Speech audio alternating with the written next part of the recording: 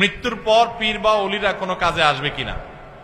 ভাইরা আমার, মৃত্যুর পর কিয়ামতের ময়দানে আল্লাহ কোন নেককার বান্দাকে যদি সুপারিশ করার অনুমতি দেন, তিনি কারোর জন্য সুপারিশ করতে পারেন। এটা অনুমতির উপর নির্ভর করে, সেটা আপনাকে অনুমতি দিলে আপনি পারেন, কোন নেককার তাদেরকে আল্লাহ সাধারণত অনুমতি দিবেন।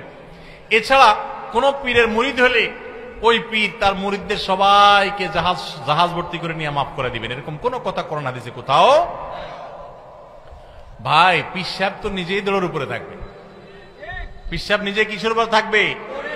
কিসের পীর সাহেব? নবী রাসূলগণ যেখানে পেরেশান থাকবেন, মানুষরা নবীদের কাছে যা বলবে একটু আল্লাহর কাছে সুপারিশ করেন, নবীরা এক একজন বলবেন আমরা নিজেদেরকে নিয়ে পেরেশান, মুহাম্মদ সাল্লাল্লাহু আলাইহি ওয়াসাল্লামের কাছে যাও তোমরা। উনি যে শেষ পর্যন্ত সুপারিশ করবেন আল্লাহর কাছে। মুসা আলাইহিস সালামের কাছে মানুষ যাবে, উনি অপারগতা প্রকাশ করবেন, সেখানে বলে পীর সাহেবরা বলে তরাই দিবে।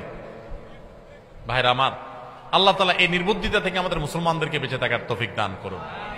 আল্লাহর কাছে প্রত্যেকের আমল তার কাজে আসবে। কোরআনে কয়েক জায়গায়, এক জায়গা না, কয়েক জায়গায় আল্লাহ তাআলা বলেছেন ওয়া আল্লাহ তাযরু ওয়াজিরাতুন উযরা উখরা, একজনের পাপের বোঝা আরেকজন বহন করবে না। আবার একই সাথে কয়েক জায়গায় আল্লাহ বলেছেন ওয়া আল্লাইসা লিল ইনসানি ইল্লা মা সাআ, মানুষ নিজে যা করবে সেটার বিনিময়ে সে পাবে।